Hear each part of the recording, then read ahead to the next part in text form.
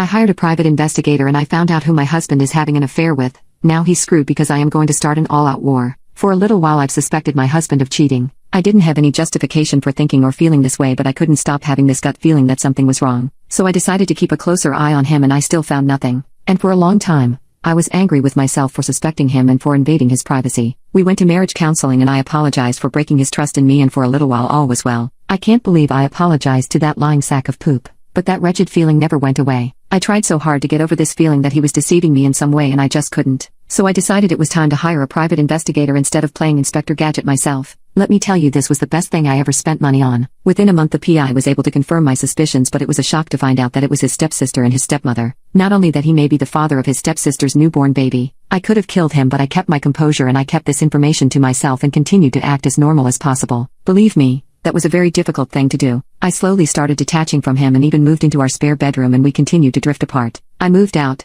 got a new job, and started saving money for our divorce. I got my life in order. Now here we are almost a year later and in the final stages of our divorce, and I've still not told anyone. I've spent the last year preparing for our divorce because I'll be damned to leave this marriage empty-handed. I wanted to handle our financial affairs first because my husband works for his father and I didn't want to leave him unemployed during our divorce process. This son of a cunt dragged out our divorce and fought me for everything, even things that were mine to begin with, but I kept my calm and I won't say a word until I get everything I deserve. That's when I'll tell his father. And his father is not a man to be messed with. I've been assured the check will clear in 3 days, or less, and it's over for Robert, cause as soon as that money hits my account his mother, stepmother, stepsister, brother-in-law, and father will receive a beautifully written email with pictures and videos of what he has been up to. His dad will tear him apart. Count your days, Robert. Edit 1. I got my money. Time to send it. Edit 2. His stepmother and stepsister do not know about each other. I don't know how long he has been intimately involved with them, but I do know it started in adulthood for all involved. Update post. Let's clear some things up. When Robert's father remarried, Robert was already a 30-year-old man, so no, he wasn't intimately groomed, and his stepsister was 31 when she met him.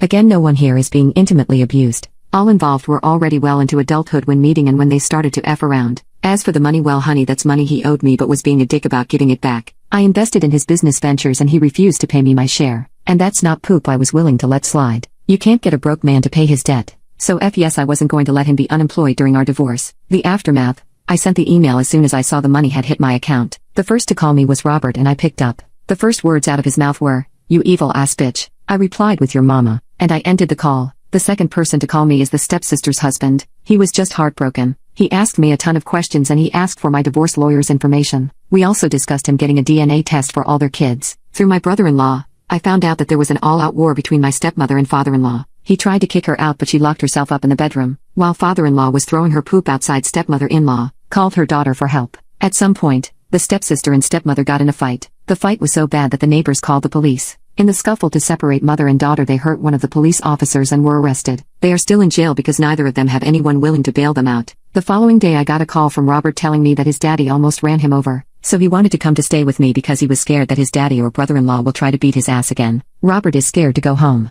His dad and brother-in-law are pretty much camped outside of his place and have already jumped him twice. Robert is terrified. He tried to stay with his mother and she told him that he had made his bed and should now lie in it. FYI, I am not done with Robert yet. I've got more planned for him. Update 2. Ex-sister-in-law is in deep doo-doo as the results for the DNA test came back and 0 out of 3 is his. Ex-brother-in-law is distraught. She doesn't even know who else could be the father. Heifer, how many men have you been betting, besides your husband and mine? Don't worry, I'll find out. Like, I knew she was a trifling old bag of bones, but I never knew she was this cold. Brother-in-law has decided to cut ties for his own sanity as he feared he might act in a way that is outside his character. Now I feel bad for those babies, but I understand why he had to leave. Did we, ex-brother-in-law and I, give a copy of the DNA results to everyone she knows? Yes, we did. Did I personally go out of my way to darken the steps of a church and make my testimony and hand out copies of the DNA results? I sure did. Ex-mother-in-law and her daughter have cut ties and are silently hating each other, but they are image-obsessed, so they kept things cute and silent. But a heathen like myself prefers to be cute and audible, and I haven't forgotten dear mother. So I went and gave my testimony in front her beloved peers and read out a couple of the vilest text messages she and my ex-husband exchanged. There were a lot of gasps and screaming, but I kept reading for as long as I could. I sure effing did. Unfortunately, I couldn't read more before I was dragged out and then attacked by ex-mother-in-law and ex-sister-in-law, but I handled that and they never again lunged at me or threatened me with physical violence again. Over the years, Robert has moved as shady in his legal business as his personal life, and as a law-abiding citizen I felt compelled to inform the taxman of his dealings, as well as informing his former business partners and current ones. I also did some legally ambiguous things to Robert that I don't want to put into writing, but he's no longer slinging dick like his life depended on it. That testicular fortitude he once had is slipping away. He just doesn't have that pep in his step anymore. It's hard to remain so casual when there are a couple of men hoping to catch you and an ex-wife who still has him on Find My Best. Roberts's life is in tatters and well, I love that for him.